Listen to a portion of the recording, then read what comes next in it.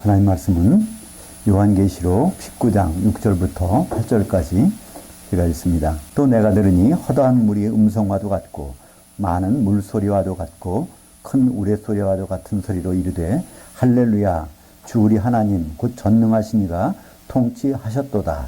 우리가 즐거워하고 크게 기뻐하며 그에게 영광을 돌리세. 어린 양이 혼인날이 이르렀고 그의 아내가 자신을 준비하였으므로 그녀에게 빛나고 깨끗한 세마포옷을 입도록 허락하셨으니 이 세마포옷은 성도들의 의로운 행실들이로다 하더라. 요한계시록 참 궁금한 이야기 오늘은 27번째 시간입니다. 창세기 2장과 요한계시록의 대화라는 제목으로 말씀을 나누겠습니다. 지난 시간에는 창세기 1장과 요한계시록의 대화라는 제목으로 말씀을 나눴는데요. 오늘은 이제 2장입니다.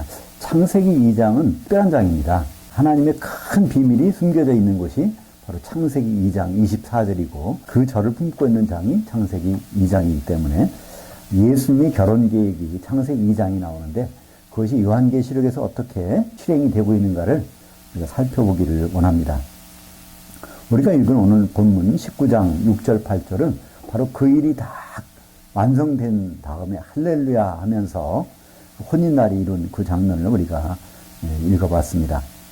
그럼 우선 창세기 2장 1절부터 2절까지 한번 같이 읽겠습니다.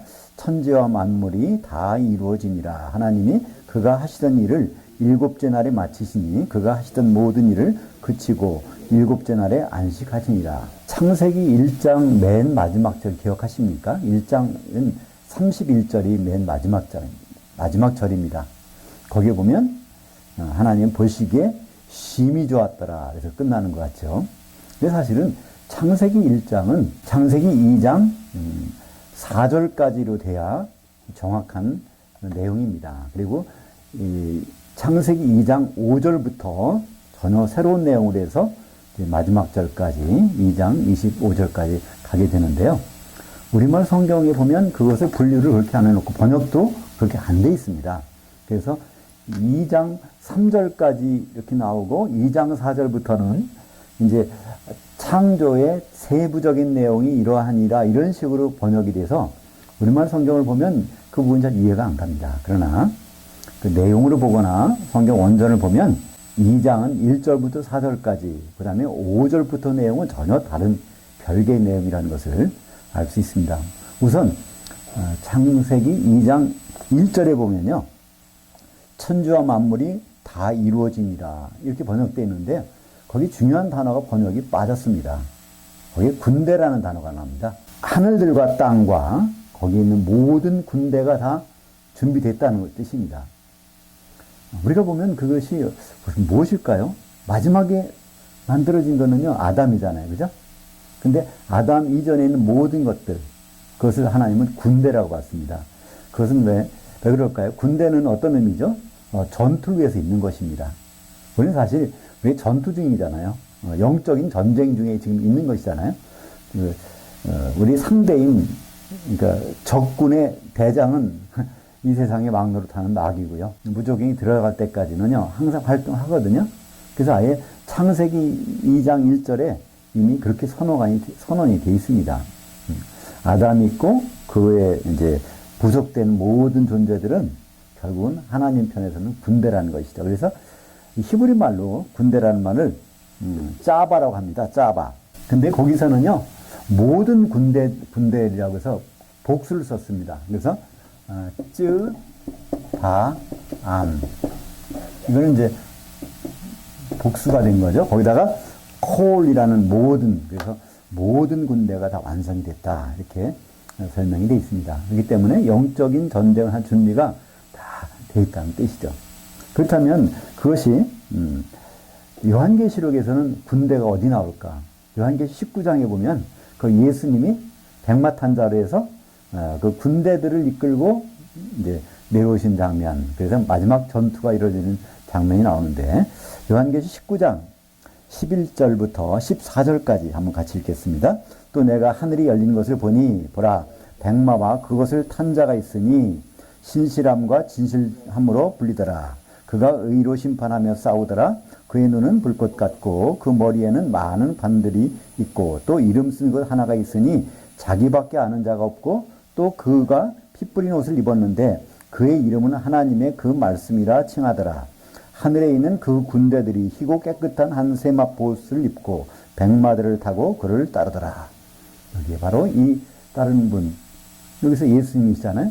그 예수님은 의로 싸우시는 분은 예수님밖에 없으니까. 로마서 5장 14절에 보면 아담은 오실자의 모형이라고 그랬어요. 그죠? 창세기에서는 아담이 등장하고 모든 구대가 완성됐다 그러는데 그것이 요한계시록 가서는 아담의 실체인 예수님이 그 군대들을 데리고 이제 하늘에서부터 내려오는 장면이 나옵니다. 근데 여기서 그 내려오는 사람들 거기 보면요. 흰 옷을 입었다고 그랬어요. 그죠? 그러니까 흰 옷을 입었다는 건 의로 예수님의 피에 빨았다는 뜻이고 의로운 자들, 성도들이죠. 이기는 자들이고 그게 하늘에 그 군대들이 희고 한 깨끗한 한 세마포 옷을 입었어요. 그러니까 군대인데 세마포는 한 벌밖에 없어. 그죠? 어린 양의 결혼 때도 한 벌의 세마포를 입고 있는 성도들을 보여주고 있죠. 그 백마들을 타고 따르는 거예요. 예수님도 백마를 타고. 근데 그 흰 옷을 입은 자들도 다 백마들을 타. 백마가 굉장히 많아요. 다 탔으니까. 근데 거기서 보니까 그를 따르더라. 이건 단수예요. 한 몸이 돼갖고 따르는 거예요. 여러 백마가 탔지만, 여러 성도들이지만, 결국 한 몸을 이루어서 뒤를 따르고 있는 모습을 보고 있습니다. 그래서 이것은 19장 앞에 부분에서 이제 혼인 예식에 한세마 보옷을 입은 성도들과 같은 내용으로 우리가 볼 수 있죠. 그래서 창세기에서 이제 시작된 등장한 하나님의 군대, 아담을 필두로 그것이 이제 요한계시록에서 19장에서 그 모습을 볼 수가 있습니다. 이제 두 번째로 창세기 2장에서 등장하는 중요한 이름이 있습니다. 그것이 바로 여호와죠. 하나님은 창세기에서 엘로힘으로 등장합니다. 엘로힘이라는 것은 복수입니다. 왜 복수일까요? 성부, 성자, 성령. 그죠? 근데 창세기 1장에서 우리가 보셨듯이요. 창조하시니라 해서 창조는 단수를 썼거든요. 복수인 하나님이 동사는 것은 움직인다는 뜻 아닙니까? 행동하는 것. 행동할 때는 단수로 행동하는 거예요. 그것을 우리말로 표현할 때는 어떻게 표현하죠? 삼위일체. 세 인격이신 분이 실제적으로는 한 몸으로 행동하셨다. 그래서 그것은 창세기 1장에서 그 엘로힘이라는 뜻은 전능하다는 뜻입니다. 왜 그렇죠? 그분만이 창조할 수 있잖아요. 창조는 그분밖에 할 수 없어요. 그러니까 창조의 하나님은 엘로힘 하나님은 창조의 하나님이라는 뜻입니다. 근데 이 2장에 가서는요. 이분이 여호와라는 이름으로 등장합니다. 엘로힘은 엘로힘인데 그분이 여호와라는 거예요. 왜 그럴까요? 2장에서 선언이 됩니다. 6일 동안 하신 일이 있다는 거예요. 그걸 다 회복하신 일, 복구하신 일, 바로 그러놓고 나서 처음으로 바로 여호와가 아니냐 그런 뜻입니다. 그래서 우리 여호와라는 이름 속에는 그분이 계획한 일을 반드시 성취하신다. 그 단어가 처음으로 이제 2장이 나옵니다. 2장 3절과 4절을 같이 보겠습니다. 하나님이 그 일곱째 날을 복되게 하사 거룩하게 하셨으니 이는 하나님이 그 창조하셨고 만드시던 모든 일을 마치시고 그날에 안식하셨습니다. 이것이 천지가 창조될 때 여호와 하나님이 땅과 하늘들을 만드시던 날의 내력이니라. 보통 성경에는요, 이 부분을 그 다음에 에덴 동산 얘기로 시작하는 거로 2장 4절을 다른 얘기로 해놓습니다. 근데 그게 아니죠.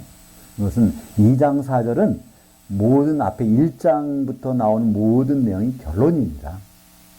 첫째 날, 둘째 날, 셋째 날, 넷째 날, 다섯째 날, 여섯째 날 그 하던 모든 일을 마치신 분, 그래서 이분이 이름이 여호와라는 거예요. 그래서 그분은 이런 일을 하셨습니다. 과거에. 여호와란 또 무슨 의미가 있다고 그랬죠? 미래, 앞으로 그것을 하실 분. 그래서 여호와란 이 말의 뜻에 대해서는 하나님 직접 설명해 주셨죠? 어디요? 출애굽기 3장 14절에 보면 우리말은 뭐라고 번역해 놨죠? 나는 스스로 있는 자입니다. 스스로 있는 자가 너를 보내셨다 하라. 그래서 영어로 하면 I am that I am 이렇게 있는데요. 이거는 말도 안 되는 번역입니다. 왜냐하면 거기서 나오는 하나님의 선언은요. 그의 아쉐르 그 예. 그러니까 이거는 관계대명사고요. 에흐예이신 분이 에흐예이시다. 그러니까 에흐예라는 뜻은요, 되게 하시는 분이 아니에요. 되게. 근데 그것이 형태가 히브리말에서는요, 완료와 미완료가 있는데 에흐예는요, 미완료거든요. 미완료는 현재가 아닙니다. 미완료는요, 과거의 진행형, 과거에 어떤 일이 진행되었든지 앞으로 미래에 일어날 일, 두 가지 경우에만 쓰지 현재 일은 절대로 안 하거든요. 근데 I am that I am, 그건 현재잖아요. 이건 말도 안 되는, 그러니까 번역할 때 그것부터도 말이 안 되는 겁니다. 내용은 불구하고 일치가 안 되는 거예요. 그래서 거기 원래 뜻은 되게 하시던 분이 너를 보내서 되게 하실 거라고 해라 그러는 거예요. 그러니까 그 되게 하시던 분이 무슨 뜻일까요? 6일 동안 그 일을 되게 하시던 분, 그분이 여호라는 거예요. 그분이 바로 이제 앞으로 출애굽 사건을 이제 마무리 짓겠다는 거예요. 왜냐하면 아브라함한테 말씀하셨잖아요. 창세기 15장 13절 이하에 보면 거기에 네 자손이 이제 이방 땅, 이제 애굽에 가서 400년 종살이 하고 난 다음에 그 다음에 거기서 이제 많은 재물을 가지고 다시 이 가나안 땅으로 들어오리라. 그 약속을 했어요. 그렇기 때문에 그 일을 시작하신 분이 400년 노예 생활이 끝난 그 순간에 반드시 데리고 나오셔야 된다는 거예요. 바로 이것을 되게 그분이 바로 너를 보내서 왔다고 그러면은 사람들이 알 거라는 거예요. 모세 보고는 안 따라 나온다는 거예요. 그러나 그 했던 것은 그 아브라함을 통해서 알 거잖아요. 그죠? 아브라함이 하나님한테 그 얘기를 듣고 네 자손이 이렇게 돼서 400년 종살이 하다가 거기서 많은 재물을 끌고 나오리라 하는 것을 아브라함이 후손들에게 일러주지 않았겠어요? 그건 당연히 일러주는 거죠. 그죠? 그럼 그 말을 들었던 사람들이 맞아. 지금 벌써 400년 됐나 봐. 그러니까 모세가 그 말 하니까 다 따라 나오잖아요. 전부. 그러니까 홍해를 건넙니다. 그죠? 그때 사용되는 여호와. 사실은 창세기는 모세가 기록했잖아요. 그 여호와라는 뜻의 이름은 그때 이미 아는 거죠. 그죠? 그러고 나서 이제 출애굽하고 나서 이제 창세기를 기록했을 거 아니에요. 나중에. 그때 창세기 1장에다가는 여호와를 안 쓰고 창세기 2장에 여호와를 처음으로 모세는 사용하기 시작합니다. 그죠? 창세기 1장에는 아직은 여호와를 쓸 때가 아니에요. 그죠? 6일 동안에 모든 것을 회복하시고 아담까지 등장하실 때 바로 여호와가 있냐. 그러니까 아담을 등장시키실 분이라는 거예요. 아담은 누구죠? 로마서 5장 14절에 오실 자의 모형. 그러니까 이 오실 자라는 것은요, 오신 자, 철임 예수가 아닙니다. 재림 예수. 그러니까 재림 예수의 모형이라는 거예요. 그죠? 그래서 이 재림 예수의 모형, 예수님을 다시 오시게 하는 자가 바로 여호와이십니다. 그 이름을 거룩히 여김을 받으시오며, 그건요, 그분의 계획된 일이 반드시 이루어지는 것, 이걸 얘기하는 것입니다. 주기도문을 들으잖아요. 아버지 이름이 거룩히 여김을 받으시오며, 여호와라는 이름이 그대로, 이름대로 돼야 된다는 거예요. 바로 여호와는 어떤 분이죠? 바로 남자가 부모를 떠나 그 아내와 합해서 한 몸을 이루도록 하고야 말리라. 2장 24절에는요, 여호와 하나님이 선언하신 거예요. 그러니까 그 이름이 반드시 되는 거. 그러면 예수님이 재림하셔야 돼요. 그리고 그 아내 앞에서 한 몸, 결혼식을 올려야 되는 것이 거기 나오는 거죠. 그래서 이 창세기 2장 4절은 너무나 중요한 내용이 들어있습니다. 여호와라는 이름이 무슨 뜻인지, 여호와라는 이름이 또 처음 등장하는 그것이 이제 창세기 2장 4절이죠. 그래서 그 이름이 결국 어디 박힐까요? 성전의 기둥에 바로 그 이름이 박히는 거예요. 그죠? 성전이 누구죠? 바로 우리가 이제 지금은 교회가 하나님의 성전이에요. 어린 양이 신부가 될 겁니다. 그죠? 그 어린 양의 새 예루살렘, 그것이 결국은 바로 여호와 이름이 박혀야 돼요. 그분이 계획하신 일이 드디어 이루어지는 거예요. 예수님과 결혼해야 되니까. 그 이름이 새겨지는 장소를 한번 볼까요? 요한계시록 3장 12절. 이기는 자는 내 하나님의 성전에 기둥이 되게 하리니 그가 결코 다시 나가지 아니하리라. 내가 하나님의 이름과, 이게 바로 여호와라는 이름이잖아요. 하나님의 성, 곧 하늘에서 내 하나님께로부터 내려오는 새 예루살렘의 이름과 나의 새 이름을 그 위에 기록하리라. 그러니까 이 새 예루살렘이 바로 하나님의 성전이고, 거기 기둥들이 되는 성도들, 이기는 자들, 거기에는 반드시 뭐가 있어요? 그 하나님의 이름, 그것을 하고야 말리라 하더니 이제 그 이름이 거기에 기록되게 되는 것입니다. 그러니까 그 이기는 자 위에다가 이걸 이름을 써주신다는 거예요. 성전에. 그럼 과연 이기는 자가 누굴까요? 요한계시록은 친절하게도 그 설명을 바로 해놓습니다. 요한계시록 2장 26절 볼까요? 같이 읽겠습니다. 이기는 자, 곧 끝까지 내 일들을 주목하는 자에게 만국을 다스리는 권세를 주리니. 이 만국 다스리는 권세라는 게 천년왕국에서 왕노릇 시켜주시겠다는 거예요. 누구에게? 이기는 자. 이기는 자는 누구라고요? 끝까지 예수님의 일을 주목하는 자. 예수님의 끝까지 하실 일은요, 그분이 결혼하시는 겁니다. 그죠? 남자가 부모를 떠나 그 아내 앞에서 한 몸을 이루는 그 일을 끝까지 주목해서 보는 자가 이기는 자고요. 그 이기는 자는 바로 천년왕국에서 왕노릇하게 해주신다는 말씀이 나오게 되는 것이죠. 그래서 이 여호와라는 이름은 놀라운 이름입니다. 신약성경에 없는 것 같죠, 여호와가. 근데요, 너무나 많아요. 여호와 구원하시는 여호와를 줄여서 그게 예호슈아고, 그것을 헬라식으로 발음하면 그게 예수입니다.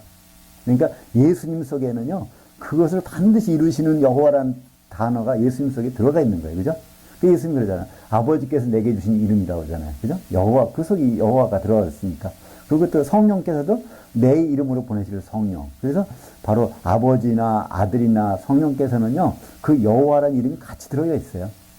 여호와의 이름은 그분이 계획하신 일을 끝까지 반드시 성취하신다는 그 이름이 거기에 들어 있습니다. 그렇다면 여기에 또 창세기 2장에서 중요한 누가 등장합니까? 아담이 등장하는 내용이 나옵니다. 이 아담의 등장을 자세히 봐야 돼요. 왜냐하면 아담이 오실자의 모형이니까. 예수님에 대해서 사람들이 잘 모르고 궁금하고 답답하다고 그래요. 근데 성경에서는요, 얼마나 친절하게 그 설명해 주는지 몰라요. 아담을 통해서. 근데 우리는 아담에 대해서 잘못된 선입관을 갖고 있어요. 그죠? 그거 좀 못 참고 선악과를 먹어가지고 왜 이렇게 우리 신세를 이렇게 만들어놨느냐. 이렇게 평가절하 하는데요. 아닙니다. 예수님 모형이신 아담이 허튼 일을 하셨겠어요? 허튼 일 하셨다면 잘못된 모형이죠. 그죠? 그래서 아담의 행적을 유심히 보면요, 하나도 잘못된 일이 없어요. 오히려 예수님이 하실 모든 일이 미리 가서 이렇게 하고 있는 일이죠. 그죠? 선악과 먹고는 사건도 그렇잖아요. 그가 먹고 싶어서, 배고파서, 호기심에서 먹은 거 절대로 아니란 말이에요. 그죠?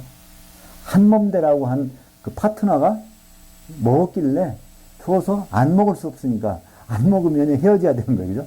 이 사람은 부인은 죽고 자기는 살고 그러면 헤어지잖아요. 한몸 되는 상황을 유지하기 위해서는 먹을 수밖에 없는 거란 말이에요. 그죠? 그래서 우리는 창세기 아담을 잘 보면 볼수록 예수님을 더욱더 이해가 됩니다. 아담이 결국 자기 아내가 만들어져 올 때 뭐라고 그러죠? 근데 살 중에 살이요, 뼈 중에 뼈라는 겁니다. 자기 아내, 하와는 누구의 모형인가? 교회예요. 그죠? 주님이 우리를 볼 때 잠깐만 내 살 중에 살이요, 뼈 중에 뼈라는 거예요. 그러니까 우리는 서로 사랑 안 할 리가 없잖아요. 그분 앞에서 바로 그런 존재들인데, 창세기 2장 7절이, 근데 우리말 번역은 또 이것도 참 이상하게 번역해놨어요. 하여튼 생명이라는 이상한 단어로 번역해놨는데 생명이 아닙니다. 살아있는 혼이라는 거예요. 혼의 몸을 입고 있다는 뜻입니다. 한번 볼까요? 창세기 2장 7절. 여호와 하나님이 흙의 티끌로 아담을 지으시고 생명의 영을 그 코에 불어넣으시니 아담이 산 혼이 되니라. 이거 그냥 우리말 성경 번역은 어떻게 되어 있어요? 아담이란 이름도 없어요. 그냥 사람이라고 했어요. 일반적인 사람을 집어넣었어요. 이게 이제 고유명사인데, 지금 아담을 지으시는 내용을 쭉 설명하고 있는데, 일반적인 사람, 창세기 1장에 거기 창조된 사람 있잖아요. 그거 똑같이 번역해버리니까, 그러니까 더 우리는, 그죠? 여기는 아담이란 뜻이, 사람이란 뜻이 아니라 아담이란 뜻입니다. 왜 그럴까요? 특별히 여기다 이유가 나와요. 그죠? 아다마의 티끌에서 만들어서 그래서 아담이 된 겁니다. 그죠? 아다마. 그러니까 히브리 말로 흙을 뭐라고 그러죠? 아다마. 그래서 아담의 이름이 아담이 된 거는요. 아다마를 해서 긁어가지고 그 재료가 아다마에서 나왔기 때문에 너는 아담 이렇게 된 거예요. 그죠? 그래서 이 아담을 지으시고 거기다가 뭘 집어넣냐면 영을 집어넣으셨어요. 그죠? 생명의 영. 근데 우리말은 생기라고 그러니까 전혀 다른 연관성이 없는 단어로 푹 집어넣으니까 생기가 뭐지? 이런 거예요. 그죠? 보통 생기, 어떤 사람이 생기 있다, 뭐 이런 단어가 아닙니다. 뇌샤마라고 하는 특별한 하나님의 영, 닮은 꼴을 거다가 집어넣어서 산혼, 네페시가 됐다고 합니다. 이 산혼이라는 것은요, 혼의 몸을 입고 있다는 뜻입니다. 고린도전서에 보면 15장 44절에 이제 뒤에 곧 나옵니다만은요. 거기는 혼의 몸이 있고 영의 몸이 있다고 설명하면서 우리는 보통 혼의 몸을 입고 살았어요. 언제부터? 아담 때부터. 아담이 후손은 다 혼의 몸을 입고 살고 있습니다. 지금도. 근데 우리가 죽었다가 부활할 때는 그때는 영의 몸을 입는다는 거예요. 첫 번째로 영의 몸을 입으신 분이 예수님이십니다. 예수님이 2000년 전에 초림 때는요, 혼의 몸을 입고 오셨어요. 100% 혼의 몸으로. 그러다가 죽었다가 부활할 때는 그분이 영의 몸으로. 그래서 우리도 이제 영의 몸. 왜 그럴까요? 예수님이 첫 열매시니까 어떤 나무에서 한번 감이 열리면 그다음부터는 똑같은 감이 열리잖아요. 마찬가지 예수님이 그런 부활을 하셨어. 그럼 우리도 죽었다 혼의 몸이 죽을 때는 나중에 나올 때는 영의 몸을 입는다는 것이죠. 그러니까 우리가 이 사실을 제대로 알 수 있다면요. 묘지를 어떻게 써야 되지? 어디다 써야 되지? 어디다 해야지? 이거는 참 부질없는 일이에요. 그죠? 우리가 영의 몸에 대해서 생각할 것도 바쁜데 이 혼의 몸이 있다가 그냥 썩어지고 없어질 것 같다가 묘자리를 잘 써야 된다, 못 써야 된다. 이거는요. 참 좀 부질없는 일이죠. 다만 우리가 인간관계 속에서 전통적으로 그런 일을 무시할 수는 없으니까 할 수는 있겠지만은 성경은 처음부터 이 부분을 구분합니다. 그래서 이 아담은 혼의 몸이다 이런 뜻이에요. 그래서 아예 산 혼이 된지라 살아있는 혼의 몸을 입고 살게 됐다고 설명하고 있는데 그걸 어떻게 번역해놨어요? 생명이라고 번역해놨어요. 생명. 이걸 또 고린도전서에도 옮기면서 또 생명이라고 번역해놨어요. 참 번역을 창세기나 고린도전서나 왜 이렇게 생명이라고 번역했는지 그것은 바로 잘못된 번역이죠. 그러면 예수님이 혼의 몸이 아니라 영의 몸을 입었다는 건 어디서 알 수 있을까요? 요한계시록 12장 7절 요한계시록 볼까요? 하늘에 전쟁이 있으니 미가엘과 그의 천사들이 용과 더불어 싸울세 용과 그의 천사들도 싸우나. 여기서 미가엘이 등장합니다. 보통 미가엘이 천사장이라고 그러는데요. 일반적으로 천사장이 여럿 있다고 생각해요. 그죠?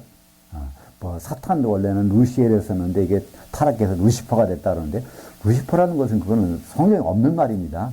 라틴어에서 자기들끼리 그 만들어서 루시퍼라고 집어넣고 천사는 원래 엘로 끝나야 되니까 이건 원래 루시엘이었었는데 타락해서 루시퍼가 됐다. 자기들이 만들어 놓은 말이에요. 그죠? 루시엘도 없고 루시퍼도 없는 겁니다. 그리고 가브리엘도 천사장이라고 하는데 아닙니다. 천사장이라고 하는 성경에서 나오는 것은 미가엘 하나밖에 없어요. 유다서 1장 9절에 보면 천사장 미가엘이 거기서 딱 천사의 우두머리라는 거예요. 그러니까 천사들이 무력했으면요. 거기 우두머리는 몇 명이겠어요? 하나야 돼요. 그죠? 우두머리가 여러 있다면 천사들이 누구 말을 듣겠어요. 그죠? 그래서 우두머리는 하나입니다. 이것이 누구실까요? 이것이 바로 예수님이십니다. 여기 용과 싸워서 이길 수 있는 분은 예수님밖에 없잖아요. 여기서. 그죠? 근데 미가엘이 용과 싸워서 이긴다는 거예요. 그럼 예수님밖에 더 있겠습니까? 만약에 마귀와 싸워서 이기는 것이 또 있다면 예수님 오실 필요도 없어요. 그죠? 근데 예수님만이 싸워서 이길 수 있습니다. 왜 그럴까요? 마귀의 권세는 사망 권세예요. 그죠? 사망 권세를 이길 수 있는 유일한 힘은요, 부활이거든요. 아무리 죽여도 살아나면 이거는 금방 끝내는 일이잖아요. 그죠? 예수님은 부활의 권세이기 때문에 사망 권세를 이기시고, 그래서 천사장이십니다. 그래서 요한계시 12장 7절에 보면 이 미가엘이 등장합니다. 사실 이 미가엘이라는 뜻이 무슨 뜻일까요? 다니엘서에도 나오는데 원래 엘이라는 것은 하나님이고요. 미가라는 것은요. 누군가 그런 뜻입니다. 누구냐 그런 거예요. 정말 이 사람으로서 하나님 같으시니까 누구냐는 거예요. 예수님밖에 없거든요. 그죠? 그러니까 미가엘이라는 이름 속에서도 우리는 이분이 예수님이라는 걸 금방 알 수 있습니다. 창세기 2장에서는 바로 우리가 살고 있는 몸이 아담 때부터 혼의 몸이라는 것을 우리는 알게 되는 거고요. 이 몸은 이제 예수님이 죽으시고 부활할 때는 영의 몸을 입어서 우리도 그렇게 된다는 그거를 창세기 아담에 만들어질 때 그걸 설명하고 계신 거예요. 그죠? 혼의 몸으로 끝나면 전혀 안 되는 것입니다. 그죠? 그래서 바뀌어야 된다는 걸 말씀하고 있는데 고린도전서 15장 44절과 45절을 같이 읽어보겠습니다. 혼의 몸으로 심고 영의 몸으로 다시 살아나나니 혼의 몸이 있은즉 또 영의 몸이 있느니라. 기록된 바 첫사람 아담은 산 혼이 되었다 함과 같이 마지막 아담은 살려주는 영이 되었나니. 여기 고린도전서 15장 45절이 창세기 2장 7절을 옮겨놓고서 한 거예요. 근데 그것도 우리말 번역은 생명이라 그렇게 이렇게 이상하게 번역해 놨어요. 그래서 생명이라는 뜻이 아니라 혼의 몸을 입고 있는 아담이 있었는데 우리 예수님은 결국은 죽었다 부활했더니 영의 몸을 입으신 분이고 우리도 그분을 따라서 이제 죽었다 살 때는 영의 몸을 입는다는 것을 말씀하고 있고요. 영의 몸을 입으면 누구처럼 되나요? 천사처럼 되는 거예요. 그죠? 이 시공간의 제약을 안 받으니까. 그러니까 바로 예수님은 누구십니까? 100% 하나님이시고 100% 사람이시고 그건 100% 천사이세요. 천사의 우두머리니까 왜 천사의 우두머리일까요? 마태복음 25장 31절에 보면 예수님 오실 때 모든 천사를 다 데리고 오신다는 거예요. 그리스도 심판될 때. 그럼 모든 천사를 동원하실 수 있는 분 누굴까요? 천사장이니까 동원해서 오시잖아요. 그죠? 그러니까 예수님이 이제 오실 때는 뭐 하늘에 어디에 천사들 한 명도 없을 거예요. 왜냐하면 모든 천사 데리고 오신다고 했으니까 그 말씀은 성경에 그대로 이루어지잖아요. 그것도 예수님 하신 말씀이야. 마태복음 25장 31절은. 그러니까 예수님은 천사의 입장에서 보면 천사장이에요. 그죠? 사람 입장에서 보면 그분은 우리 형제시고 맏아들이시고 그리고 여전히 그분은 하나님이시고 그렇습니다. 그래서 이 창세기 2장의 7절에 아담의 신분이 뭐라는 걸 제대로 알지 못하면 고린도전서에서 혼의 몸과 영의 몸이 뭔지를 구분 못하는데 바로 우리는 여기서 창세기 2장 7절에서 생명이 아니라 산혼, 살아있는 혼의 몸을 입고 있는 우리 모습을 볼 수 있고 그 몸은 이제 예수님의 부활 때부터는 영의 몸으로 바뀐다는 것을 알 수가 있습니다. 창세기 2장에서 또 요한계시록과 관련되는 부분이 어디가 있죠? 에덴 동산이 있습니다. 에덴 동산. 이 에덴이라는 뜻은 기쁨이라는 뜻이고요. 이 동산이라는 원래 단어는요. 원래 히브리 말로는 깐이라고 합니다. 깐. 이 깐이라는 거는요. 울타리가 쳐져 있는 공간이야. 울타리가 쳐져 있다는 겁니다. 근데 이 신약 성경에 와서는요. 똑같은 단어가 낙원으로 번역되어 있습니다. 그러니까 히브리 말로는 깐이고 헬라어로는 파라데이소스. 깐은 동산, 파라데이소스는 낙원 이렇게 번역되는데 다 똑같습니다. 우리 모두 낙원이면 아주 즐거운 곳이라고 생각하잖아요. 슬픔도 없는 곳, 즐거운 곳. 아니요. 이 파라데이소스라는 것은 원래 그 페르시아어에서 나온 말인데 이거 울타리가 쳐져 있는 정원이라는 뜻입니다. 똑같이. 그러니까 이 보호받고 있는 거예요. 왜 보호할까요? 심판받기 전까지, 재판받기 전까지 있는 곳. 쉽게 말하면 구치소 같은 곳입니다. 거기서 보호받고 있다가 이제 심판을 받는 거예요. 창세기에서는 동산으로 표현되어 있는 이 깐이 요한계시록 와서는 바로 파라데이소스라고 하는 낙원으로 표시가 된다는 것이죠. 물론 신약성경에 낙원이 두 군데가 있어요. 요한계시록의 낙원이라는 것은요, 셋째 하늘에 지금 현재 있는 거예요. 그죠? 사도 바울이 가서 보았던 거예요. 그죠? 근데 우리가 죽으면요, 셋째 하늘에 올라가는 것이 아닙니다. 우리는 바로 이 하늘들에 있는 음부 가운데 있는 하늘 공간, 그러나 다른 데 간섭받지 않는 낙원이라는 곳에서 잠자고 있다가 주님 오시면 거기서 이제 일어날 것입니다. 그래서 근데 그것은 요한계시록에서는 그 부분은 안 나와요. 요한계시록에 나오는 거는 하나님의 낙원에 있는 거기에 있는 생명나무라 했으니까 이거는 바로 지금 셋째 하늘 가운데 감춰져 있는 그 낙원을 얘기하고 있죠. 창세기 2장 8절과 9절 한번 보겠습니다. 여호와 하나님이 동방의 에덴 동산을 창설하시고 그 지으신 사람을 거기 두니라. 여호와 하나님이 그 땅에서 보기에 아름답고 먹기 좋은 나무가 하시니 동산 가운데에는 생명나무와 선악을 알게 하는 나무도 있더라. 그래서 거기에 생명나무가 등장합니다. 그러니까 이 구약에 있는 모든 내용들은 다 뭐라고 그랬지? 예수님이 다 대해서 증언하는 거라는 거예요. 그러니까 예수님 안에서 재현될 일을 미리 잠깐 맛보기로 보여주는 것입니다. 그러니까 이 동산에 있는 낙원에 있는 그 생명나무. 그러면 이게 하나님의 낙원인 이제 그 결국 나중에 새 예루살렘이 되죠. 거기에 있는 그 생명나무가 같이 등장하고 있습니다. 그래서 그 요한계시록 2장 7절에 그 낙원을 같이 언급합니다. 그죠? 귀 있는 자는 그 영이 교회들에 가시는 말씀을 들을지어다. 이기는 자에게는 내가 하나님의 낙원에 있는 생명나무의 열매를 주워 먹게 하리라. 그 여기다가 왜 하나님의 낙원이라는 걸 집어넣었을까요? 우리가 죽어서 가는 낙원이 아닌 것을 구분하기 위해서요. 우리가 죽어서 잠들어 있는 곳은 생명나무가 없어요. 거기는요.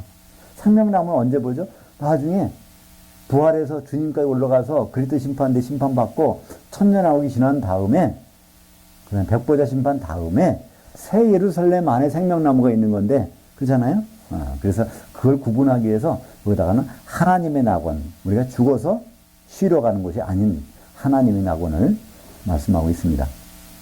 근데 거기는요, 나중에 그 전에 설명이 나왔는지 모르겠지만요, 생명나무라고 할 때 그 나무는 추리가 아닙니다. 그 실론이라는 것은 우드입니다. 이 우드라는 단어는요, 바로 예수님 십자가를 우드라고 표현했어요. 보통 우드는 죽은 나무잖아요. 근데 십자가는 생명 있는 나무라는 뜻이에요. 그래서 새 예루살렘에 있는 생명나무는요, 우드로 된 나무인데 거기서 열매가 열리는 거예요. 그죠?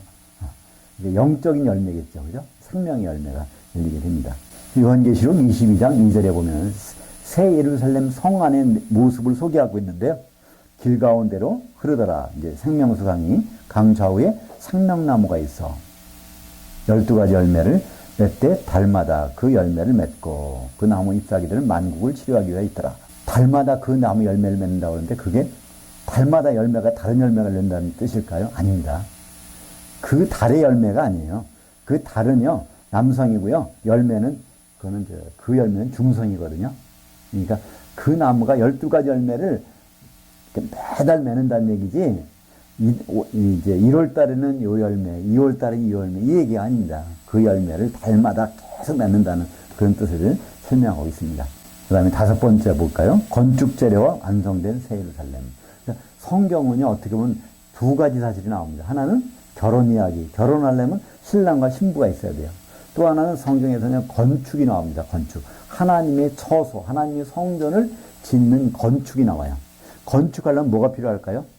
재료가 필요하잖아요. 건자재가 필요합니다. 하나님의 건물 앞으로 성전, 새 예루살렘을 질 때도 그 재료가 있어야 되잖아요. 새 예루살렘의 재료가 뭔지를 압니다. 금으로 돼 있고, 거기 진주문으로 돼 있고, 거기는 보석으로 돼 있단 말이죠. 근데 이 재료들이 어디 있을까? 창세기 2장 12절에 나옵니다. 한번 볼까요? 그 땅의 금은 순금이요. 그곳에는 베델리엄과 호마노도 있으며, 금과 베델리엄과 호마노가 나옵니다. 금이라는 건 우리 다 아는 것이고요. 베델레헴이라는 것은요, 그러니까는 우리 보통 호박이라고 하는 것입니다. 식물, 나무에 상처가 나면 거기에 진액이 흐릅니다. 상처를 보호하기 위해서. 이게 굳어진 것이 바로 이 호박이라고 부르는 건데, 성경에서 그걸 베델레헴이라고 번역을 해놨어요. 그러니까 이것은 뭘 의미할까요? 바로 예수님의, 우리를 죄를 덮으시는 그분의 보혈을 의미하겠죠? 그 다음에 거기에 호마노라고 하는 보석이 나옵니다. 바로 새 예루살렘은요, 이것이 변화된 겁니다. 우리 성도들은요, 변화되지 않은 사람은 이게 새 예루살렘의 소재가 될 수 없어요. 고린도전서 3장에 보면, 3장 12절에 보면 그게 나오잖아요.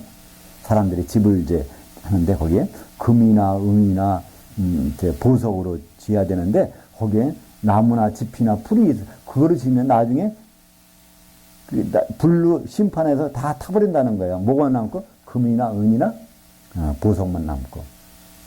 금이나 은이나 보석. 금은 순금을 얘기합니다. 정금. 이거 다 천연적인 것은 아닙니다. 우리가 천연적인 걸 갖고서는요, 주님의 집을 만들 수도 없고 성전을 만들 수 없어요. 그것이 재련을 거쳐야 돼요. 그죠? 정금이 되려면요, 그러니까 거기 뜨거운 물에 들어가서, 그게 다 갈라져야 돼. 그죠? 구분돼서. 은도 마찬가지입니다. 은광석, 이거 갖다가 그냥 못 써요. 그것도 은을 녹여가지고 빼내야 됩니다. 그죠? 보석도 마찬가지야. 보석은 천연적인 것이 아무것도 없잖아요. 이 모래가 변해서요, 그 뭐가 되죠? 유리가 되잖아요. 유리 만들 때 모래를 만듭니다. 그 성분은 똑같아요. 모래 성분 뭔지 아세요? SiO2. 산화규석이에요. 이게 모래 성분이고 유리 성분도 이거예요. 똑같아요. 성분은 똑같은데 전혀 다르잖아요. 변한 모습. 흙이 변해가지고 뭐가 되는지 아세요? 그게 옥이 되는 겁니다. 옥이 흙 성분하고 똑같아요. 산화 알루미늄, 산화 나트륨이 이게 혼합된 것이 이게 흙이거든요. 그것을 고압의 고열로 하면은 이게 보석이 되는 거예요. 한마디로 성전의 건축재료는요, 변화된 몸. 그러니까 우리는요, 이 혼의 몸을 입고서는 결국 안 되는 거예요. 우리가 어떤 몸으로? 영의 몸으로 변화된 것이 하나님의 성전을 이루고 있고, 그것이 새 예루살렘의 벽옥, 투명한 다이아몬드 같은 것으로 나타나는 되는데 그 모습이 어디 있죠? 여기에 이제 창세기 2장 12절에 보니까 그 비선강, 생명강가에 쫙 재료가 펼쳐지는 거예요. 그 재료가 건축물이 된 것이 어디 나오죠? 요한계시록 21장 18절과 21절 같이 보죠. 그 성곽은 한 벽옥으로 쌓였고 그 성은 정금인데 맑은 유리 같더라. 그 12문들은 12진주들이니 각 문마다 한 개의 진주로 되어 있고 그 성의 길은 맑은 유리 같은 정금이더라. 그죠? 그 성에 들어가려면 뭘 통과해야 돼요? 진주문을 통과해야 돼요. 그러니까 예수님의 피, 이 진주라는 건 아까 상처를 덮는다고 그랬죠. 식물성 진주는 베들레헴이고요. 동물성, 조개 껍질, 조개 속에 어떻게 진주가 나올까요? 거기에 세금파리 같은 게 박히면요, 그 상처 때문에 이거를 상처를 덮으려고 진액을 뿜어냅니다. 그게 굳은 거 진주잖아요. 바로 우리 예수님은 바로 진주십니다. 그죠? 우리를 덮으시는 분이야. 죄를 덮으시는 분. 그분의 문을 들어가지 않으면 거기 들어갈 수가 없어요. 예루살렘, 그죠? 이런 것이 재료가 이제는 거기에 건축물로 완성되고 요한계시록에서 볼 수가 있습니다. 그러니까 이 성경을 보면요, 이걸 억지로 암송할 필요도 없어요. 창세기 2장 12절에 재료가 나와요. 그러면 요한계시록은 21장 21절에서 2절까지. 숫자가 비슷하잖아요. 그죠? 거의 비슷해. 그죠? 20이나 21, 22나. 그러니까 이 창세기에서는 재료가 있는 곳이고요. 이거는 건축물이 있는 곳이에요. 그 다음에 이제 아담에게 특별한 운명이 닥칩니다. 선악과를 먹으면 넌 정말 죽으리라. 근데요, 이 운명이 있는데, 이거 안 먹을 수 있나요? 오늘 안 먹다가 내일 먹을 수 있는 거예요. 그죠? 내일 아니면 10년 후에 먹을 수도 있는 거예요. 이 명령 한번 떨어져. 선악과를 먹으면 정말 죽어요. 근데 본인은 안 먹어도 먹어야 될 상황이 벌어질 수 있잖아요. 그러면 결국은 먹게 된다는 거예요. 그럼 아담은 결국 어떻게 되죠? 죽는 운명이 있다는 것이죠. 근데 아담이 누구라는 거죠? 예수님 모형이라는데요. 그럼 예수님의 모형, 예수님은 결국은 인간의 몸으로 오셔서 한번 죽는 일이 있어야 된다는 것을 바로 이 창세기 2장에서 우리에게 말씀하시잖아요. 예수님 말씀대로 이 성경에서 영생 오는 줄 알고 성경을 연구하고 있는데 이 성경이 다 나에 대해서 기록한 거야. 아담 얘기 다 내 얘기야. 예수님 직접 그렇게 말씀하시잖아요. 그죠? 그것이 바로 창세기 2장 17절 선악을 알게 하는 나무 열매는 먹지 말라. 내가 먹는 날에는 반드시 죽으리라. 그러니까 아담이 죽는 일이 여기서 벌어지게 된다는 것을 말씀하고 있습니다. 그것은 바로 예수님 통해서 나오게 된 것이죠. 요한계시록 5장 19절에 그들이 새 노래를 불러 이르되 두루마기를 가지시고 그 인봉을 떼기에 합당하시도다. 일찍이 죽임을 당하사. 여기 벌써 예수님, 그죠? 네, 아담을 통해서 죽는 일이 있다고 하시더니 그분이 죽임을 당하셨어요. 그래서 결국은 사람들을 피로 사서 하나님께 드리시고, 결국은 하와가 진 죄 때문에 그거를 바로 이 아담이 이제 대신 담당하는 것처럼. 그래서 이 성경에서는 하나님의 일을 한마디로 하나님은 어떤 일을 하시냐면요, 그분이 기쁘신 일만 하려고 그래요. 좋으신 말, 기쁘신 것만 하려고 하신단 말이에요. 그걸 성경에서 선이라고 합니다. 그러니까 우리가 예수 믿으면 착해야 된다. 착할 선자. 착한 일을 해야 된다 그러는데요. 이거는 하나님의 착하신 것과 우리의 착한 것은 차이가 있습니다. 인간의 착한 거는요, 나라마다, 민족마다, 시대마다 구분이 다르잖아요. 그죠? 이게 다 달라지는 거예요. 그렇다면 그거는 사람이 착한 것은요, 그건 별 의미가 없어요.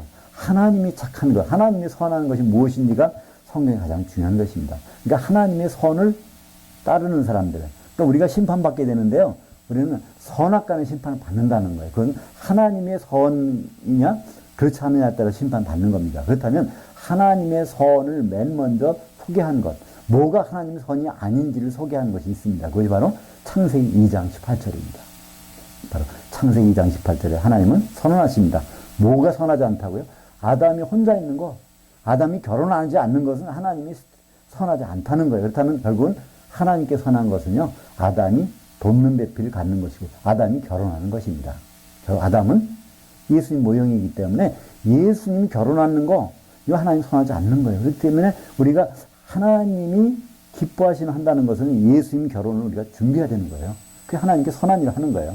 근데 예수님 결혼에 관계없어. 하나님이 악한 겁니다. 우리는 바로 예수 믿고 또 하나님을 찬양하고 예배하고 한다고 하지만요. 그 모든 일의 정점에는요. 하나님이 선이 기준이 돼야 되는 것이죠. 그렇지 않은 건 의미가 없어요. 그래서 그 내용이 창세기 2장 18절 같이 읽어보죠. 여호와 하나님이 이르시되 아담이 혼자 사는 것이 선하지 아니하니 내가 그를 위하여 돕는 배필을 지으리라 하시니라. 이것도 우리말 번역은 뭐라고 한지 아세요? 아담이라고 번역하지 않고요. 뭐라고? 사람이라고 했어요. 사람 혼자 사는 거 안 좋다. 그러니까 우리는 결혼하고 살아야 된다. 하나님의 뜻이다. 결혼 하나님의 뜻이다. 이렇게 얘기하는데요.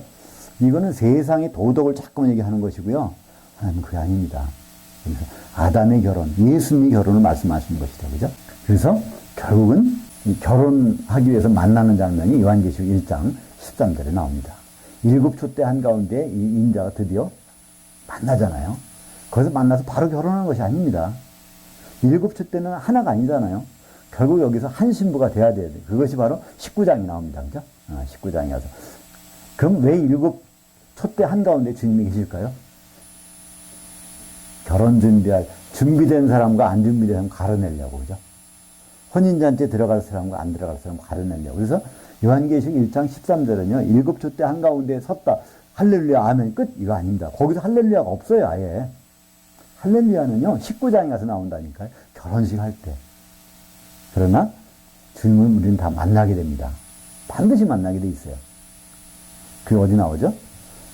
고린도후서 5장 10절에 보면, 우리가 다 반드시 그리스도의 심판대 앞에 나타나게 되어 선악간에 그 몸, 예수 그리스도의 몸, 교회를 통해서 행한 일을 심판받는다는 거예요. 거기에 선한 일을 했느냐, 악한 일을 했느냐, 결혼 준비했느냐, 그거 무관하게 살았느냐, 그거에 따라서 우리가 다 성도라면, 예수 그리스도를 믿는 사람이라면 반드시 받게 되는 이유가 하나님의 선은 바로 예수님 결혼이기 때문에 그렇습니다. 그래서 요한계시록 22장 12절에 보면 예수님 말하시는 거예요. 내가 줄 상벌이 있다는 거예요. 신랑으로 오신 분이 상벌 주는 건 뭘까요? 결혼 앞두고? 이건 뭐, 혼인잔치에 들어갈 사람과 거기서 쫓겨날 사람, 이거밖에 더 있겠습니까? 그럼 8번째입니다. 아담이 원하는 배필. 우리는 주님께 어떻게 하면 좋을까? 주님은 뭘 원하실까? 근데 그냥 아담을 살펴보면 돼요. 근데 창세기 2장 18절에 보면요. 하나님이 아담을 위해서 돕는 배필을 지으리라 한 다음에 결혼 얘기는 뒤에 나오잖아요. 2장 24절에 나와요. 그죠? 남자가 부모를 떠나 이렇게 나온단 말이에요.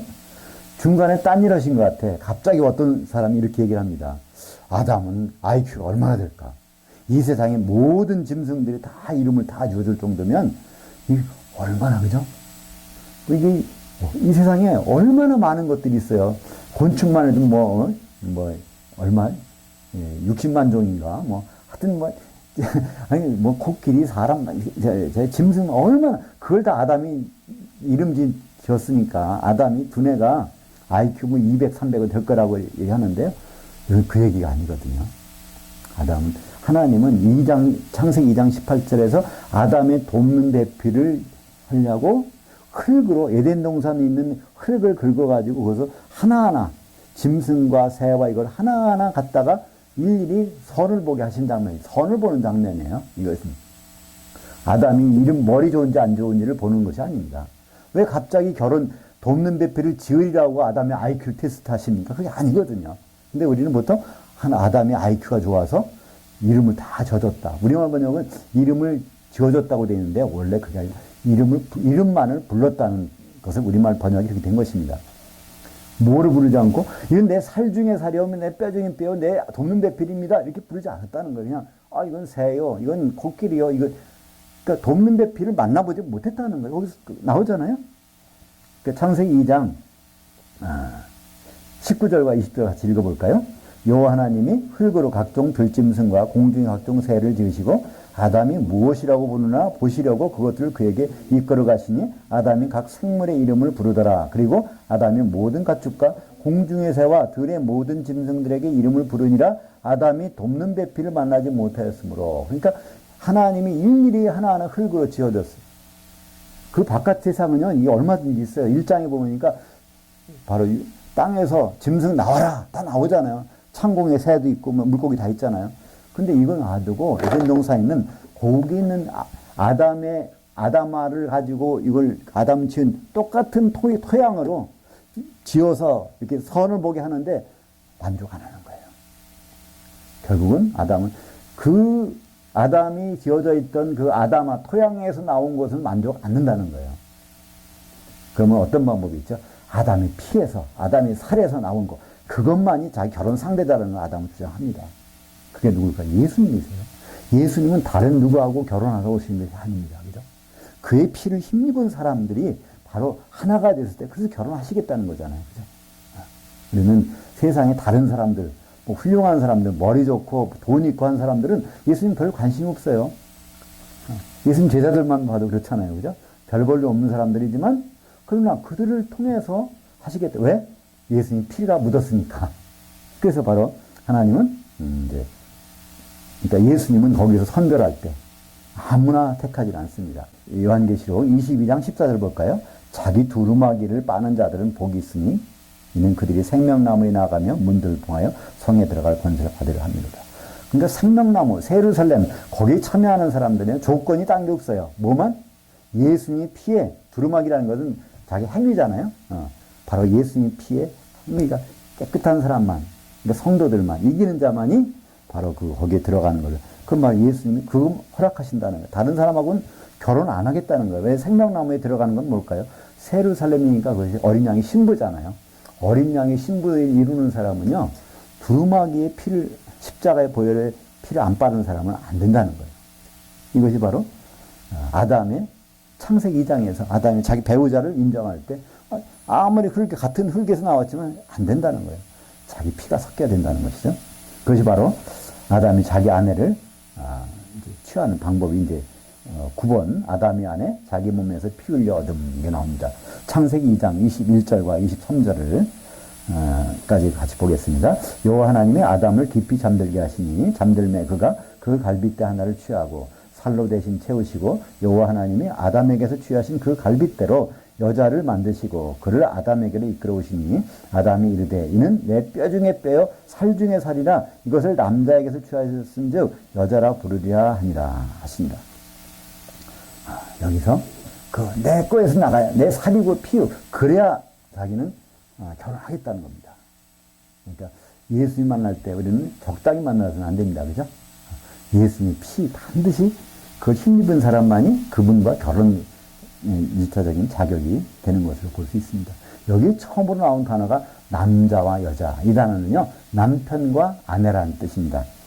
창세기 1장에도 보면 사람을 남자와 여자로 창조했다고 우리말 번역이 되어 있잖아요. 그거는 남자, 여자, 수컷과 암컷. 창세기 1장에서는요, 자카르와 네케바. 이거는 수컷과 암컷. 인간을 수컷과 암컷으로 창조했다고 되어 있어요. 남자, 여자가 없습니다. 창세기 1장에는요. 아담을 놓고 처음으로 남자, 여자. 정확히 말하면 남편과 아내란 뜻입니다. 이씨, 남편, 남자. 이샤, 여자, 아내. 그래서 바로 여기서 처음으로 이 남편과 아내, 남자와 여자라는 단어가 성경에서 처음 등장합니다. 근데 이 부분을 창세기 1장 27절에 남자와 여자를 창조했다고 그러니까 이런 자카르와 네케바는 어디 나온지 아세요? 노아 홍수 나기 전에 수컷과 암컷을 한 쌍씩, 두 쌍씩, 또 제사 드릴 건 7쌍씩 그때 쓰는 말이에요. 여기서 그때 자카르와 네케바는요 그렇게 짐승들을 이렇게 짝을 맞출 때 쓰는 말이 자카르와 네케바. 그것이 창조된 인간을 그렇게 불렀단 말이에요. 근데 우리 조상 아담은 그렇게 안 부르고 수컷과 안 불렀어요. 이씨와 이샤. 그러니까 남자와 여자, 남편과 아내로 부른 것입니다. 그렇기 때문에 세상 사람들이 교회를 볼 때는 별거 아닌 거 보지만요. 주님이 볼 때는요. 자기 짝으로 보신단 말이죠. 아내를 본단 말이에요. 자기에게서 나갔다는 거예요. 자기 피가 섞였다는 거예요. 바로 그렇게 우리를 보시는 것입니다. 근데 우리가 이 주님을 만날 때 그래서요. 우리는 이런 몸을 생각하면 안 됩니다. 피도 이런 피가 아니에요. 그죠? 영의 몸을 입었을 때를 항상 생각하셔야 됩니다. 계시록 1장 18절에 보니까 곧 살아있는 자라 내가 전에 죽었었느라. 예수님은 자기 소개할 때 나 지금 부활했어. 그전엔 내가 죽었었거든. 근데 그 속에는 우리가 자꾸만 까먹는 게 있어요. 내가 이 혼의 몸으로 왔었어. 혼의 몸으로 와서 33년 반을 살았어. 그 다음에 죽었다는 혼의 몸이 아니라 영의 몸으로 살아났거든. 그럼 나하고 결혼을 하면 너희들도 이제 영의 몸으로 이제 나를 만나게 될 거야. 그래서 우리가 예수님 만나는 것은요, 결혼하는 것은 일단 영의 몸의 상태에서 항상 생각해야 되는데, 우리는 지금 이 몸으로 자꾸 생각하니까 이게 이해가 안 가는 거예요. 나 같은 사람, 이런, 이게 결혼이 되나? 그죠? 항상 우리는 예수님을 생각할 때는, 요한계시록 예수님은요, 영의 몸을 입으신 예수님. 우리가 그분 만날 때도 영의 몸을 입고 만나는 걸 생각해야지, 그렇지 않으면요, 이 성경이 이해가 안 됩니다. 요한계시록 2장 8절에도요, 서머나 교회 천사에게 편지하라. 처음이요 마지막이요 죽었다가 살아나시니. 여기도요, 우리말은 안 들어가 있지만 혼의 몸을 입고 죽으셨다가 살아날 때 영의 몸으로 그분이 편지하신 거, 그분이 말씀하신 거고요. 우리도 그분을 만날 때는 다 영의 몸을 입고 만나게 되는 것입니다. 요한계시록 7장 14절 볼까요? 내가 말하기를 내 주여 당신이 아시나이다 하니 그가 나에게 이르되 이는 큰 환난에서 나오는 자들인데 어린 양의 피에 그것을 씻어 희게 하였느니라. 이게 이제 요한계시록 7장에 보면 전반부에는 14만 4천을 인치는 장면이 나오고요. 그건 전 3년 반. 그 다음에 환난이 끝난 다음에 후 3년 반이 지난 다음에 나오는 사람들. 수를 셀 수가 없어요. 그러니까 14만 4천이 아니라는 걸 알 수 있죠. 14만 4천을 포함한 이기는 자들이, 그건 셀 수 없다고 그랬으니까 그들이 어린 양의 피에 옷을 희게 했는데, 이것이 누굴까? 영의 몸을 입은 상태, 그죠? 우리가 이런 몸으로 그분을 만나서 거기 장막 치고 그런 것이 아닙니다. 그래서 이 창세기 2장 24절, 어떻게 보면 성경의 핵심 구절이라고 볼 수 있어요. 이것이 한번 같이 읽어보죠. 이러므로 남자가 부모를 떠나 그의 아내와 앞에서 둘이 한 몸을 이룰지로다. 이걸 유대인들은요, 그냥 지나가 버렸어요. 몰랐어요. 무슨 말인지. 그래도 딴 사람도 몰랐어요. 이걸 누가 알았을까요? 사도 요한이, 바울이 처음으로 알아서 그걸 기록한 것이 바로 에베소서 5장 31절과 32절. 그러니까 에베소서 5장 31절은 창세기 2장 24절을 갖다가 그냥 카피해놨어요. 그 다음에 해석을 써놨어. 이 비밀이 크도다. 이것은 바로 여기서 남자는 그리스도고 거기서 그의 아내는 바로 교회다. 그래서 그들이 한 몸 이루는 거, 결혼식. 그러니까 교회와 그리스도가 결혼식을 하는 것, 이것이 성경 전체에서 가장 큰 비밀이고, 그것 때문에 천지를 창조하셨고, 그것 때문에 이제 완성되면 이 천지를 다 없애버리신다는 거예요. 완성됐으니까. 근데 거기에 사용하는 문장이 독특하다고 그랬죠. 창세기 2장 24절은요, 히브리어 문법에서 가장 강력한 의지미래가 처음으로 등장하는 곳입니다. 이것만은 반드시 하고야 말겠다는 선언이에요. 하나님의 선언. 그걸 하시겠다고. 근데 그분이 어떤 분이에요? 여호와. 성취하시는 하나님이세요. 그죠? 그러니까 이 말씀 여호와가 하셨거든요. 성취하시는 하나님 이걸 하셨어요. 이 일이 안 되는 것이 이상할, 그죠? 안 되면 그것이 아마 기적일 겁니다. 이것이 이루어지는 구절이 오늘 우리가 서두에 봉독한 그 내용입니다. 같이 한번 읽어보죠. 요한계시록 19장 6절부터 7절, 6절 하반절부터입니다. 할렐루야. 주 우리 하나님 곧 전능하신 이가 통치하셨도다. 우리가 즐거워하고 크게 기뻐하며 그에게 영광을 돌리세. 어린 양의 혼인날이 이르렀고 그의 아내가 자신을 준비하였으므로 그녀에게 빛나고 깨끗한 세마포옷을 입도록 허락하셨으니 이 세마포옷은 성도들의 의로운 행실들이더라 하더라. 여기서 할렐루야 나옵니다. 할렐루야는 무슨 뜻이라고 그랬죠? 너희는 자랑하고 뽐내라. 누구를? 여호와. 여호와를 자랑한다는 것은 그분이 성취하신다고 하더니 정말 이루어졌네? 뭐가 이루어졌어요? 남자가 부모를 떠나게 해서 그의 아내 앞에서 한 몸 결혼식을 하시겠다고 하던 창세기 2장 24절이 드디어 오늘 여기서 이루어졌으니까 그분을 뽐내고 자랑하지 않을 수 없지 않냐. 그래서 할렐루야가 나온 겁니다. 그게 그냥 억지로 할렐루야 해서 이게 발음 연습해서 되는 것이 아니라 그거 안 하면 견딜 수가 없는 거예요. 그분이 계획한 일이 드디어 벌어졌어요. 눈앞에서 벌어지고 있으니까. 그죠? 창세기 2장 24절은 너무나 우리에게 핵심적이고 중요한 그런 장이고요. 그래서 이 모든 것이 이루어졌을 때 그때 한 세마복을 입었어요.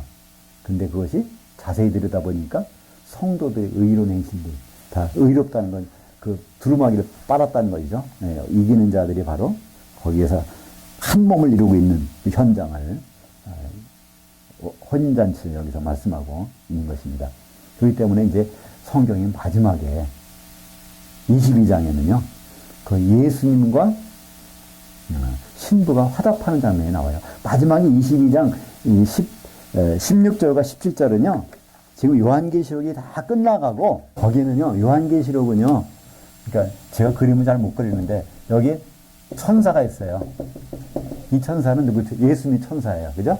예수님 천사가 누구에게? 요한에게 계속 말해주는 거잖아요. 그죠? 근데 갑자기 누가 나타나냐면,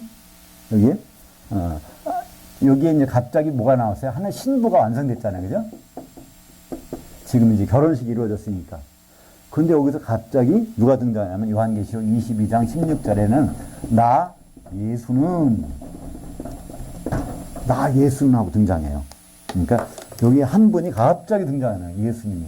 나 예수는 얘 보내가지고 이 천사를 보내서 교회들에게 다 설명했다. 이렇게 말씀하는 거예요. 그랬더니 여기서 이제 이 신부하고 이 천사가 둘이 여기다가 화답하는 거예요. 그래요. 예수님 좀 어서 좀 오세요. 그러는 거예요. 여기서. 그러고 나서 이제 이 신부가 여기 요한한테 그러는 거예요. 너 이거 듣는 사람들은 다 예수님 오라고 해. 그런 거예요. 그러니까 우리는 바로 여기서 요한계시록 읽은 사람들은요, 뭘 해야 되죠? 주여 오시옵소서, 이걸 해야 된다는 거예요. 우리는 별로 안 하잖아요. 그죠? 한번 읽고 말지. 여기서 그 대화 내용이 나옵니다. 여기에 사자의 대화가 있어요. 4명 여기 있어. 그러니까 물론 여기는 예수님이 나타나시고 예수님 천사가 있고 이제 결혼식을 끝낸 이제 완성된 신부 미래인데 거기서 나오는 거죠. 아직은 우리가 신부 될 거지만 일단 여기서는 신부를 둔 그 신부하고 둘이서 선언하는 장면이 한번 요한계시록 22장 16절과 17절 그걸 한번 생각하시면서 한번 보시죠. 네 당사자가 있다는 걸 생각해 보세요. 나 예수는 그 교회들을 위하여 내 천사를 보내어 이것들을 너희에게 증언하게 하였노라. 나는 다윗의 뿌리요 혈족이니 곧 광명한 새벽별이라 하시더라. 그 영과 그 신부가 말하기를 당신은 오시옵소서 하는도다. 듣는 자도 당신은 오시옵소서 할 것이요 목마른 자도 올 것이요 원하는 자는 값없이 생명수를 받으라 하더라. 이게 아주 이걸 희곡을 쓴다고 하나요? 어떤 연극할 때 희곡이 있고 영화는 시나리오가 있잖아요. 이게 참 사자가 이렇게 얘기하는 거죠. 그죠? 4명이서 예수님까지 포함해서 여기 핵심적인 내용이 뭡니까? 결국은 예수님이 등장해서 말하니까 천사와 신부가 주여 오시옵소서. 그리고 이 천사와 신부가 말하기를 이걸 듣는 요한계시록을 듣는 사람은 주여 오시옵소서 해야 된다는 거예요. 그리고 또 2가지가 더 있죠. 목마른 자가 와야 되고 그다음에 원하는 자가 값없이 와야 된다는 겁니다. 근데 왜 이렇게 사람들이 안 올까요? 목마르지 않아서. 그죠? 너무나 이 세상 것으로 갈등이 다 해소돼. 그러니까 사람들이 별로 안 오는 거예요. 그죠? 별로 원하지가 않아. 그러니까 안 오는 겁니다. 그러니까 요한계시록은 이것으로 복받으려면 뭐가 해야 되죠? 첫째 갈증이 있어야 되죠. 두 번째는 정말 원하는 것이 있어야 돼요. 여기 대해서. 근데 우리는 이 세상이 모든 걸 준다고 생각하기 때문에 아직은 갈증도 못 느끼고 또 원하는 거 없는 것도 같지만은 그게 병일 수도 있어요. 되게 연세가 드시면 어떻게 되냐? 목마름 못 느낀대요. 몸에서는 이게 갈증이 심한데 그거를 이 목마름이 센서가 고장 나갖고 이게 못 느낀다는 거예요. 우리가 정말 이 말씀에 대한 갈증이 없다고 하는 것은 우리가 목마르지 않아서 그럴 수 있지만 어떤 영적인 어떤 장애가 슬슬 오고 있는지도 모릅니다. 성경의 결론은 그것입니다. 바로 우리가 해야 될 외칠 고백이 있어요. 주여 오시옵소서. 그리고 우리는 정말 목마른가? 그리고 정말 원하고 있는가? 이것이 바로 요한계시록 우리에게 질문하는 마지막 질문일 수 있습니다. 기도하겠습니다. 하나님 아버지 감사합니다.